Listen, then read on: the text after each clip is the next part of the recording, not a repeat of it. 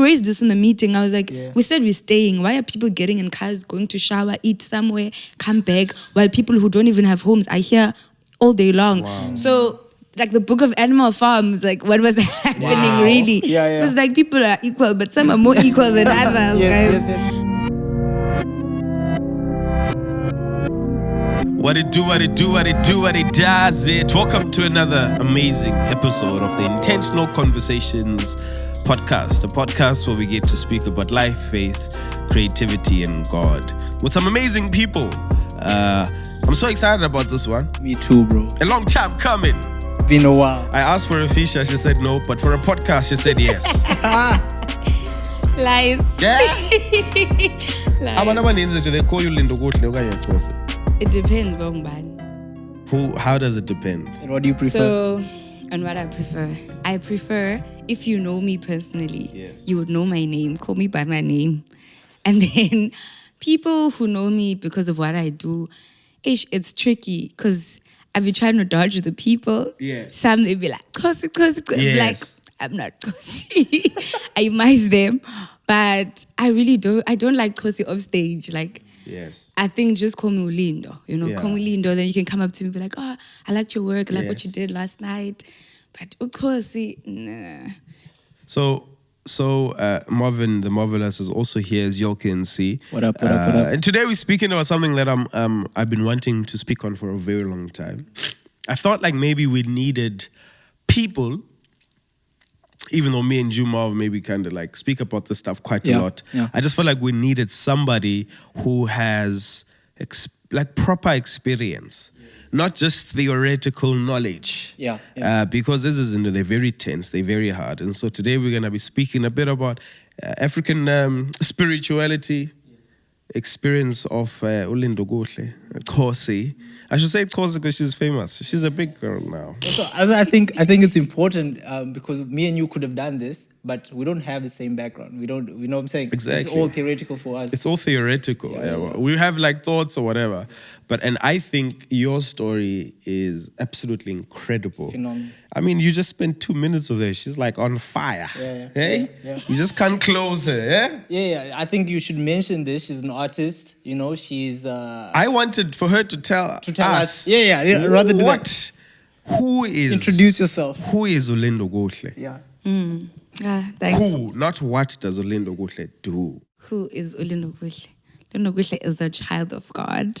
Hallelujah. She's a born-again Christian. Let's go. And literally just a vessel for God to use. I am should I say my age? I shouldn't say my age. You don't have to, no? Yeah, I know. Like, I think that's fine. That's who I am. That's who you are. Everything else is secondary. You're an amazing wife and mother. Mm-hmm. It's very important. Yes. Tell us about the way that you grew up. I heard that ungwasepai. Yebo. Motherwell, where? KwaZakhele, ne?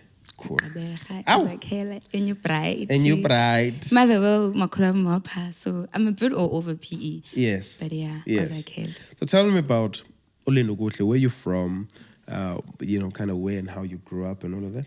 Okay, so I was born in PE, obviously, KwaZakhele, Doranginza, if I'm not mistaken. Yes, okay. Dora. And I was born to my mom. She was a teenager at the time. Wow, how old? I think 17. Wow. Yeah, so I was born. My mom had to quit school because now she had me. Yeah. And then she had to go find work. And she was a traditional dancer. Yeah. Oh, wow. Yeah, so that's what she did for work. Wow. She traveled around Africa doing that. Wow. She used to stay in a game reserve called Shamwar. She used to stay with the likes of Matosini, so... Shamwari, it's like outside of PE, because it was a long drive when I used to go there, but it's outside the city. Yes. I wouldn't know it Namgok, but it was a game reserve, like legit lions and zebras lived there. Like my mom had a lion in her room the one time. Hectic. And she just did her laundry, the lion was just sitting on her bed. The mama was like, come on. So it was they had like huts and everything, literally like what you would think of. I think it closed down, corruption. Yeah. the money, You know all the of those. vibes. Yeah. You know the vibes. I think it closed down. It's the normal African story. Yeah. But that place was a fairy tale. Like to even think like, wow, actually that's such a rich heritage. But yeah, so that was like my mom's story. And then, so she left me with her mother, umakhulu wami, Mama Nqakhwane. So my grandmother, Khule naye, I was basically like her only child. Mama, umakhulu wakho ebesebhayi naye. Yeah, my whole family is from PE. Okay, great. The people that are in Cape Town is just me and my mom.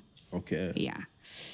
So I grew up with my grandmother, and like that was pretty much my surrounding. Like say Erieni, just a normal child, go to creche, played outside, we used to dance, used to sing, like nothing fancy, but very. So you're always content. autistic. You're always autistic. Definitely, Okay. yeah. My grandmother's very artistic. Like everyone at home, I think, is very artistic. But we never knew like it's artistic. Thought, it's just what we do. yes, that's what we do. Yeah, nice. Yeah. When do you consciously remember? Now, when you look about it, at the concept of a God, the concept of, that there's a spiritual reality. When do you? Is there a time? Is there a moment? Is there an incident? Yeah, I think being forced to go to church. Okay. Yeah, so my grandmother, like, is Zion is our family church. Great, yeah. My maternal side of the family.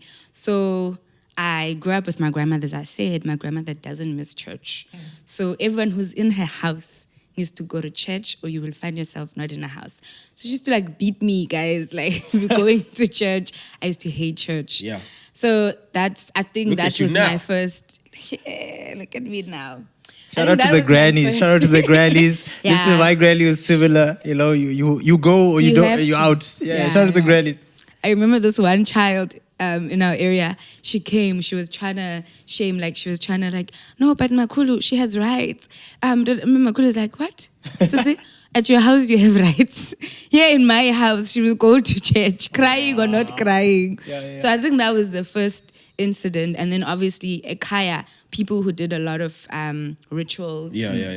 So kwaxhelwa, like every year there's something that's happening. So I think those two are like, yeah. But I thought everything, was together like that. Yes. But yeah. Sure. And it seems like the thread of Ubombako and a lot of the story is very reliant on umakhulu wakho. It looks like she's had a very big impact and influence on Bominbako. Tell me about that relationship, especially in relation to your understanding of, you got to a place where you had Ubizo. Tell me that. Yeah. Tell me that story. Yeah, like there are some family stuff I can't really get into, but yes. Our family, the way it was situated, was sort of like it's different from everything I've seen outside. Yeah. And everything sort of reinforced the difference in us. And I just looked at my grandmother for guidance because she raised me, and everyone else sort of kind of looked at her for guidance. So I think, like it was sort of like, there's a difference, man. Yeah. And I didn't fully understand what the difference was, but it was a blind, childlike following of, okay, this is how things are at my home, and I thought that's how things are in the world. Yeah. Very vague, but yeah. I was gonna ask. Is there some things that you can share? Like what how do you what are some of those things that you can share that you're like, oh, this is not normal like to everyone else? What can I say?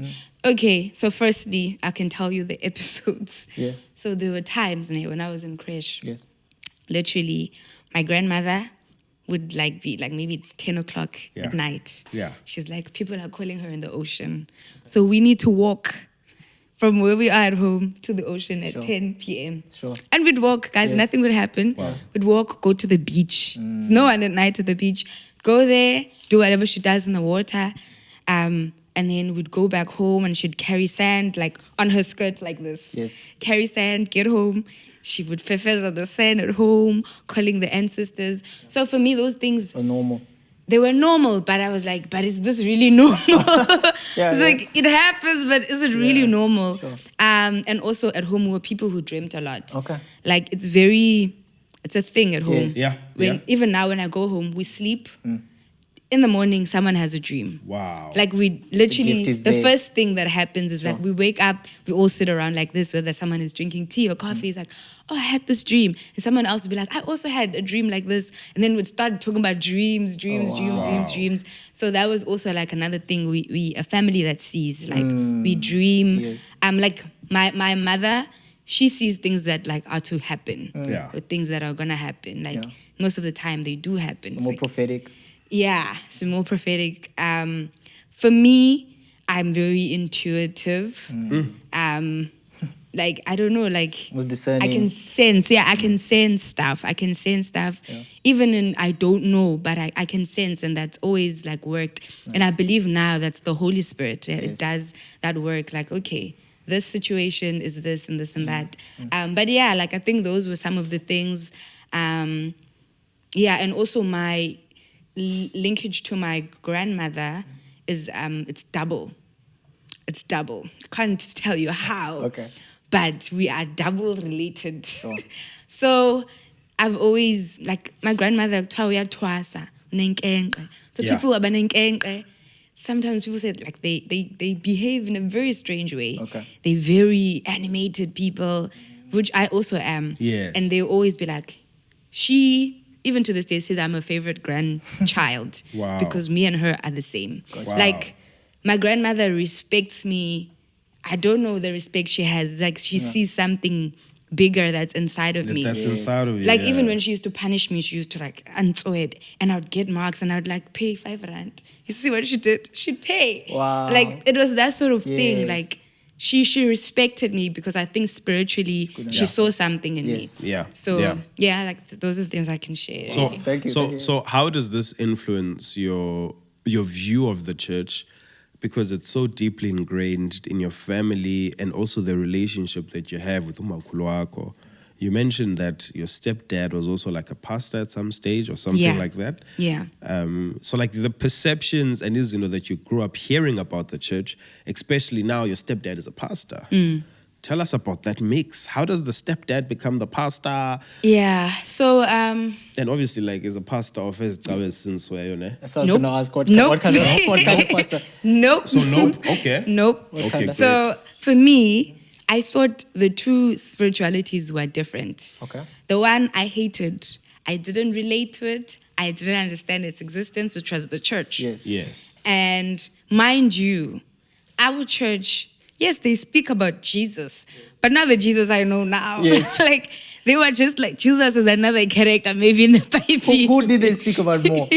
God. Okay, got you. God the Father. God the like, Father. they Okay. spoke about God, And in the Zion church, most of them, not all of them, but most of them, it's okay to mix doing your traditional things and, church. Okay. And Jesus, from what I've experienced, like, yeah, he died for our sins, but man, the whole relationship thing, that was new to me, like 2019. Sure. When I knew you could have an actual relationship with God like this. Wow. And so that was the one aspect. And then on the other side, in terms of the ancestors and the worship of ancestors, it felt natural to me. I felt I belonged.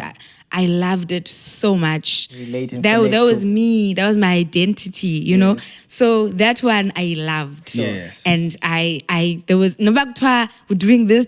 I'm there. you're I'm there. doing it because You enjoyed I'm it. my family, ancestors, they're my people. Yeah. This one, I'm not sure, but I'm doing it. Yes. Okay. Yeah. Okay. Yeah. Okay. So you had this dual kind of relationship. And then with my stepdad, Yeah. so my mother married young also, crazy Great. enough. So she married fun, young. It's a generational thing. Guys, familiar spirits are everywhere. So she married young, and when she married, she moved to Cape Town. Okay. Yeah, then she worked. So that's how she moved to Cape Town. And then my stepfather was also in the Zion Church. That's how they met, I believe. And then he was not a pastor at first, and then he became a pastor. But again, I speak about this quite openly, that he was abusive towards my mom in every sense of the word. And I couldn't understand, like, how does this person beat my mom to a pulp and then go lay hands on people on Sunday? So that was a hate that grew deeper for me, and a scarring from the church. Church, didn't really like it. Hey guys, thank you so much for watching or listening to our podcast. Why don't you consider just helping us do this more, create content to help people live a life outside of themselves. You can do that by following us on social media, YouTube, all those good things. But specifically consider going on our Patreon and supporting us financially, so we can grow the movement, so we can help more people just live for God, live better lives. Thank you. Yeah. What's your turning point? I know Umjolo has played a part. Hallelujah. I know Umjolo played a part, but that's your story to tell. Yes. But what's the turning point? Because you're obviously now a bit older, you're a teenager, you're trying to reconcile this with names. One, you're trying to reconcile this whole religion thing. You know, about to say, which is I think what you've said, that actually like you've got a gift. Yeah. Right? And also like, I don't know when Indo Yako Yoktwasa comes in. But also not just that. You know, abantu abaninzi abamnyama are like reconciling their faith and their culture. Not just that, we are reconciling the exploitation of black people. Yep. And what, you know, kind of this Western mindset and Western thought, including religion, has given us as black people. Like, how do you separate apartheid and the reality and the experience of people in God? You know, it's hard to do that. Yeah. You know what I'm saying? So tell us, you know, I don't know if I'm making sense with that question. Yeah, no, I think you there's two parts. I think the first part is like Turning that switch. point. That switch, and then go into all of that. Stuff. Man went deep. All of that. It happened when I was in high school, I think. Yeah. And I was like, as you're saying, I'm growing up, and I was in Cape Town, and there was some time away from home and the rearing of my grandmother. So now I have time, and I was a child that really, like, it's like sort of like I raised myself. Like, I thought for myself. I was a very independent child. Yeah. So I made friends, and she was going to church. So I was like, you know what? She seems fun. She goes to church. Let me try this thing. I went to church, the Way of Life Church. Come on. There, you know, worship team, Very heels. I was like, this is a vibe. Yeah. Echoing where I come from, like, we wear garments, like, we dinner run in a circle. It's nice. I love Zion. Yes. I love the music and the worship shade. there. Love it. But hey, this one so is different. very, you know, very Eurocentric. But hey, it's vying. Yeah. So I went there. I attended, I think, for 2 years. Wow. So now I even remember going in front when there was an altar call. When was this? This should have been Say high school. probably the heat of things, yeah? High school, like, What year was this? I don't quite remember. Maybe before 2015. Okay, great. Yeah, because 2015 is a very important year also. Eish. So, We mustn't forget that. yes. So now I'm at this church, sharp. I went to altar call, I'm accepting God. And I remember every time people would get prayed for, I would cry out just about my dad. That was my only issue. Like, God, just fix my relationship with my dad. Because my dad, we had a very touch and go relationship. And then the 2015, so my pastor, he was very conscious about black people. Yeah, come He on. loved black people, you know, even though, I love yes, that we man. are Christian, The current No, pastor? the Not previous really? one. The one at the church, Kailecha. Okay. Then the church did the whole 360. Oh no. The church ain't the church no more. Sure. The church now is a home for black people Okay. to come and cry and talk about their black pain and, you know. Yes. And at that time, then the church split. Yeah. Yes. There were Christians who believed like this is blasphemous. This is not on. us. We are continuing somewhere else. Yes. Then there were those like myself who stayed, like Pastor Ola, who are here for the revolution. With- Come it's on. the time. It's that the time time. it's roads must fall. Oh, wow. Yes. Going into Fees fees must fall. Oh, wow. So Shackville black consciousness was heavy. everything, you know. Heavy, yeah. Wow. Then I became a comrade, straight up. Yes. And it became a home Yes. for a lot of black people Sure. who This man had theology for that as well. My brother. So I'm sure that's how he My brother. He's a very educated It's man. not even just there is a lot of theology around it. It's not even his. Yes. No, as in he, because for him to move from the church, what he was to go this way, he must have used the word, right? Or theology or thinking. That's biblical. Okay. Yeah. Yeah. Okay. It was a lot, guys. It was a lot. Like, we'd have 3-day symposiums Sheesh. of like sleeping at the church, planning. Like, guys, Planning what? planning how to get back stuff, our land, Yes. planning how we're gonna overthrow things, like secrets, Yes, can't yes, disclose, yes, just yes, Jay. yes. But like, it was serious business, guys. Planned. Serious business. And I felt I belonged, And this time, to show that really like my relationship with Christ is just, I wasn't moved. I wasn't That's like, what no. about Christ? I Yeah, forgot yeah. about him. This Forgot is where about we the at church. now. This is what's happening. Yeah, And this man whom I've trusted spiritually, this is my pastor. If he Yeah, says yeah. we're going The here, leader. clearly this is the right way to go. Yes. So that was also a turning point in my life of my faith getting derailed once again. And then How do you not that it was like a cult or anything, when do you get to a place of, okay, cool, let me I think, what's the word? And at this time you were actually very young. You just I was fresh like in school, high school, getting high school, out of high school. grade 11, 12. I Wow. was the into heat of that fees must fall thing, and I think that's probably part of it, right? So you got this thing in the church, and then outside. So there's this As two well. things. For you, it would have been. And if I was in your situation, that would have been fine. It would be actually great because they like relate. Because you know what I'm saying? Because you get these radical people, and you're in the church, and the church is like, no, that's not for us. So I'm sure that kind of helped, like, be part of it, right?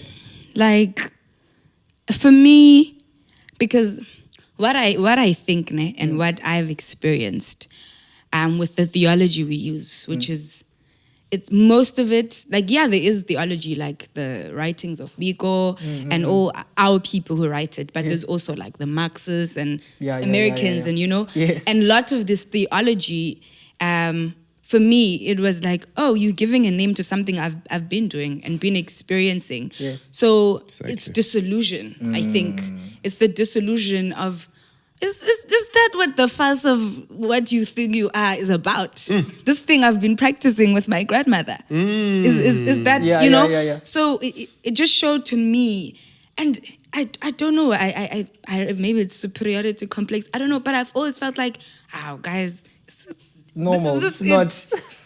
Come on. Guys, I was doing this thing in the Eastern Cape. Yeah. You're only talking about now. Like, guys, I invested in Rasta's business. I was buying fruits there by Rasta. I wouldn't go to ShopRite. Like, you guys are only doing these things. You were woke before woke was a thing. Yeah. So I was very disillusioned. And in those meetings, get people interrupt. They want to speak. It's like, but that's what he said. But that's what I know. But okay, sharp. And then also seeing people speak and then don't walk.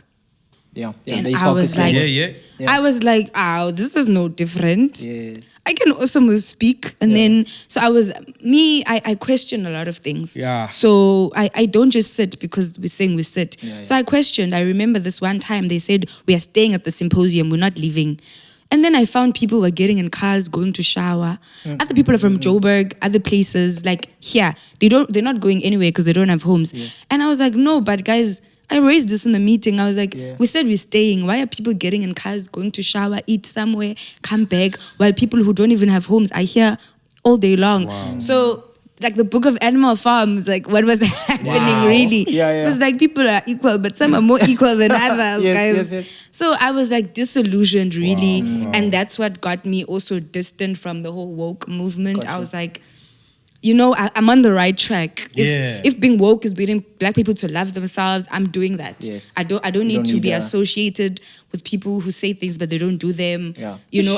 Call people out. I'm not We must Chosi. simmer here, my There's a. We must just simmer There's a lot here. Maybe it's another podcast. No, I think it's a different one. I think it's a lot. Yeah, so for me, and me, I'm like the questions you sent of like the sellout. I've been selling out. Like I've been like, I'm not scared to be called a sellout. Yes. I didn't know Christ then, but the way Christ says now that you mustn't fear men, I didn't. Nice. I didn't fear men. Sure. I really didn't. Like, crucify me. Oh, now I'm doing weaves, I'm doing this and that. Yeah. It's fine, my brother. It's okay. I can also point something out to you. Yes. So I wasn't scared of people. Wow. I really wasn't. Yeah. And I was young, like very young then. Yes. So, are you still not scared of people? I'm not. Okay. But now I have to care for people. Yeah. Because of whose authority I'm under. Yes. It's a different not caring and not being scared of peace, not like the one I had, which was not submitted to anything but myself. Yeah, sure. So, that's a thing I really appreciate that God gave me. Like, I'm not afraid. I'm not afraid. Would you say you were always like going after truth, even though you didn't, right? So that's why. So you because I relate to searching. that. Yeah, like even though, okay, so let's say you're in the wrong, so the symposiums, all these woke vibes, you were still about this because you believe this is the truth. Yes. Right? And so when you start seeing this thing is going this way, you out, because now what are we doing here, right? Literally. I used to have so much anxiety of just people not being truthful. Yes. Like, for me, rather say you are this and let me know and stick to it. It's like cheating. Yeah. But tell me more about that. What do you mean? Like, because obviously when there's something that you wanted to know that somehow you feel like people are hiding. So what is it, what were the things that would frustrate you that you feel like people are not telling the full truth? Like, on what sort of like subject matters? Everything. If you say something, keep your word. Because with those sort of gatherings and those sort of places, we're talking about people's lives, guys. Yeah. Like, when I'm there, I'm poor or I'm all of these things, but I have it better than someone else. Exactly, so the time that I put into that, it's not just for me. I do it for someone else. So now, here I am being the face of promise to these people who maybe don't know as much as I do. And then I'm there in the meetings, I'm seeing your guys, the people you're trusting. If you could be there and experience and see the things I'm seeing, you wouldn't give your lives as you do, So I think for me, it was just like more about the people and like, but guys, we're saying we're fighting this enemy, but we are behaving like them, So I was so disillusioned, man. I was very disillusioned. And I've always been on a quest about truth. Yeah. Like since being young and not really understanding why, but I'd always want truth. So being part of that movement and what everything that happened, what did you feel like they were missing, seeing that you were so passionate about truth? Belief. In what they said. They didn't believe the things that they didn't have faith. Yeah. Because genuinely, I do believe they wished for those things. Yeah. Genuinely.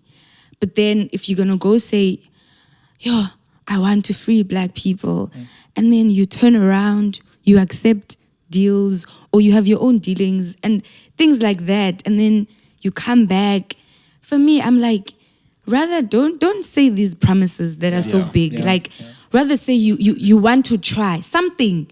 But the thing is, they made themselves, some of them look like heroes. You see, they are the Christ now. Yes. They are the saviors. Yes. But it's like, my guy, this situation you are in is beyond you. It's beyond you. So let go. Like, just say you're also trying, you don't know. Yeah.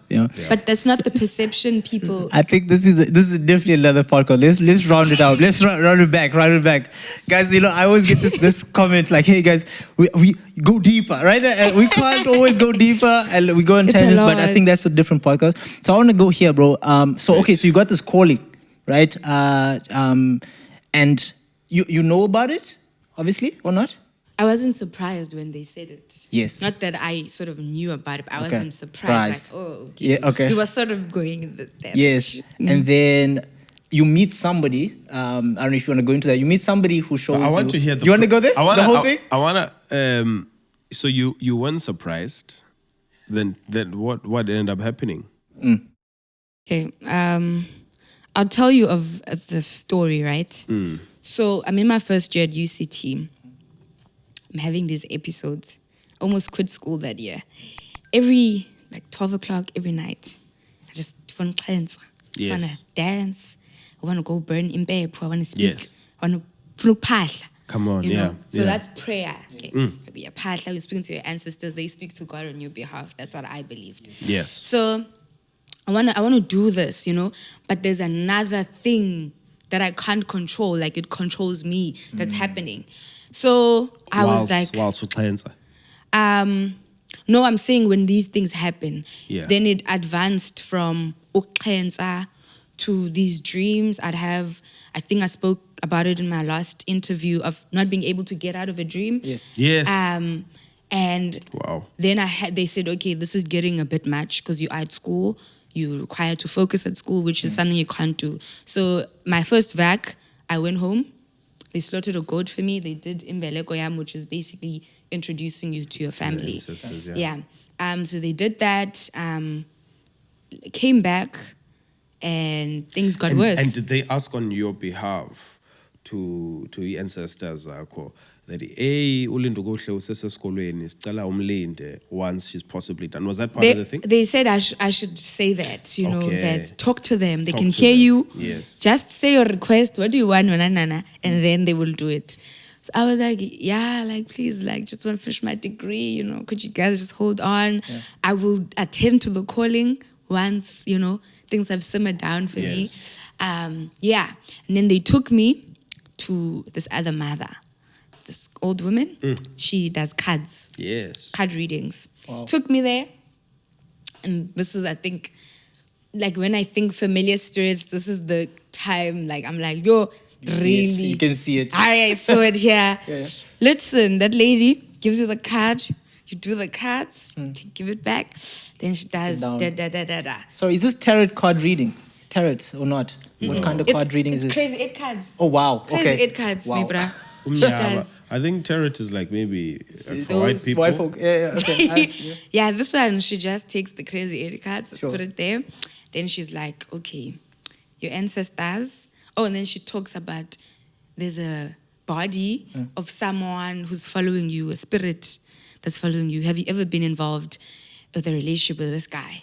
Wow. Starts with a Z. Yes. Their name starts with a Z. I was like, yeah, there was a guy in high school who liked me. We weren't in a relationship, but I also liked him, but I never said yes to him. I had a dream he died. Then I was like, oh, it's just a dream. A week later, he dies. Wow, yeah. So I was like, that was the one guy I remember, Uzukile. Sure. It's like, yes, okay, he's following you around. The reason you can't have relationships that last long is because he's taking the place of your husband spiritually. So you need to do this and that so that he goes away. Tell him he has no relation, he's dead to you. Sure. He needs to vie. Sharp. Then she went on to say, I'll be married in 3 years. Married, I'll have 3 kids. In 3 years? Yes, that was then. And in 3 years, I did get married. Get married in 3 years, I'll have kids. And then got 2 kids. Yes. And at that time, I didn't want to get married. I didn't want kids. Wow. So I was like, this lady. See, all of the things you've said, maybe. Yes, but this one. And that was the one that happened. Yeah. And then... You're just waiting for the 3rd kid. I mean, it could be here. I fire. I fire. The 3rd kid could be on the way. It's just not here yet. We're not opposing kids. Yes. Okay. It's not because she said it. Yes. So she was saying those things, okay? So that was the first thing that happened. And then they took me to another person. That person also said, because I was having dreams in the river, Kwatini, people wearing these stuff, yes. And I would want to, and she told me I need to buy a brand. I never drank, guys. Yes. Never drank, but the Madlozis, they want the drinks. Yes. So I got percentage. The Madlozis, bro. I've heard. They want the drink. Gang, yeah, that's what they want. They want the drinks. I had Isnefu. Okay. the African cocaine. Right there, I had candles in my race room. These were the things I was doing just to be able to function. Because it got a lot. Like if I was in a room or in a taxi, pick up spirits, like just pick up things, I would just cry. You would just cry? Cry, like someone just come, like they just like. Wow. Yeah. So you'd have you're 19, 20 at this time. Yeah. Sure. So very young. Okay. Yes. And then, when does this person come into your life that introduces you to God? In my second year. Okay. The Mjoloville, bro. Yes. She walked down Mjoloville Street. This is the very interesting story. Man, she walked down Mjoloville Street, bro. The guy is outside. The guy is outside of Mjoloville Street. He's outside now. Mjoloville Street, he must come in. This man is... Do you know the story, bro? I know. I'm just saying. Mjoloville, we know it is involved, but how does it... For him to be on Mjoloville Street and to do what he did, yes, I don't know. There's some grace, some testimony. Some anointing. I want to hear this. Tell about Mjoloville. Yeah, no, literally it's God's grace, guys. Because it could have gone another way. Yeah, of course. It could have, that's why it's interesting. I was seeing this guy, but I told him, like, yo, bro, I'm going to see other people while I see you. Are you good with that? He was like, yeah. I'm like, okay, sharp. Yo, the streets was cold. He was like, bro.